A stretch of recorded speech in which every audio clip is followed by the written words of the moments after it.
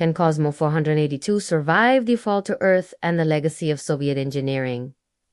They say only two things are infinite: the universe and human stupidity.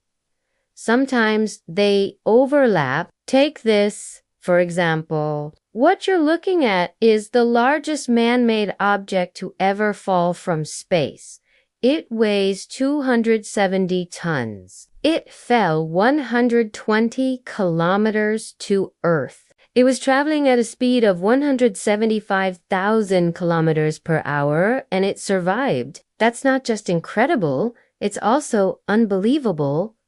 How did it survive? Because of the biggest balls of steel ever made. This is Kosmos 482. It left our atmosphere on May 1978.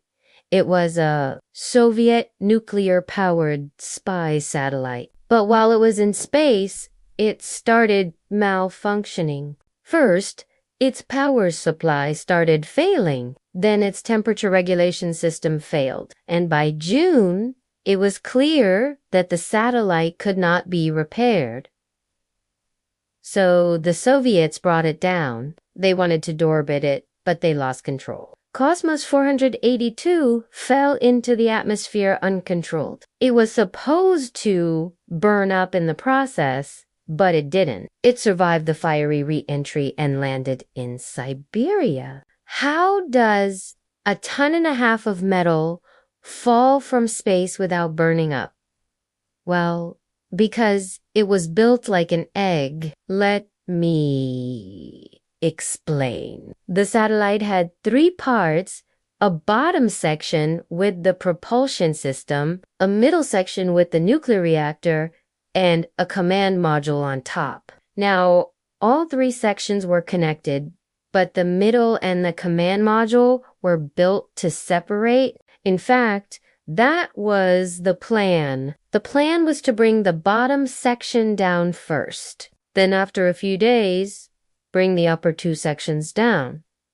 But that's not what happened. The upper section separated prematurely, probably because of that uncontrolled re-entry. But instead of burning up, it did something else. It tumbled. As it fell through the atmosphere, it rolled over and over, which increased its drag. This tumbling motion is what saved it. It slowed the descent, it spread the heat, and it also created a protective layer of air. All of this protected the upper stage and allowed it to survive the fall. Now, where did they lose control? At what altitude did this tumble begin? We don't know, but we do know how the satellite looked as it fell, because there were hundreds of witnesses. They saw it falling from the sky like a shooting star. They saw it open up into 3 parts, and they saw each part land separately. The first part landed near the town of Kosmos. It was the bottom section without the nuclear reactor. It landed in a wheat field and left a crater 6 meters wide and 3 meters deep. But the impact was so forceful that it set the wheat on fire. The second part landed a few days later. This part had the nuclear reactor, and it went down near the village of TC. The impact shook the village. People felt their houses shake, but there was no damage, no casualties. The third part was the command module. It landed in a taiga forest near Lake La, and here, too, there was no damage or casualties, but there was a lot of radiation. The upper stage had a nuclear reactor, so it was emitting gamma rays and neutrons. The radiation levels were thousands of times higher than normal.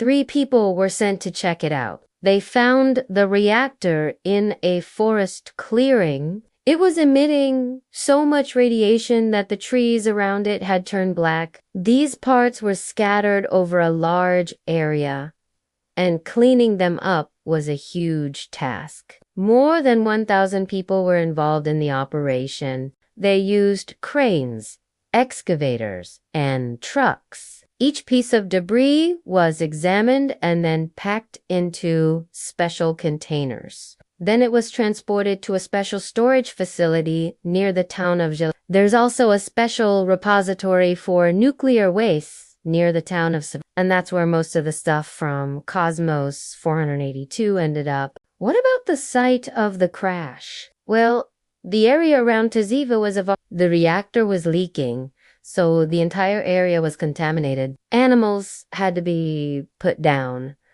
Crops had to be destroyed. And 5 years after the crash, the government lifted the lockdown. By then, most of the radioactive elements had decayed. But the people who lived there had to move. Their homes were abandoned. Nature has since reclaimed the area, but it remains a forbidden zone.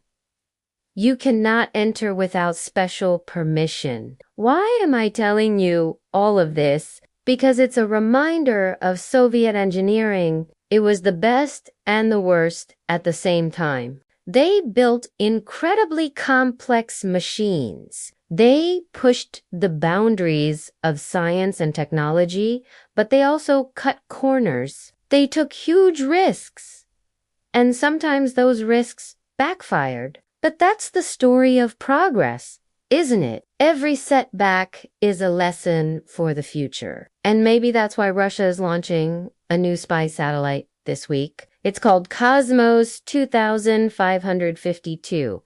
It will be launched on a Proton rocket. Do you know where it's headed? To the same region where Kosmos 482 crashed.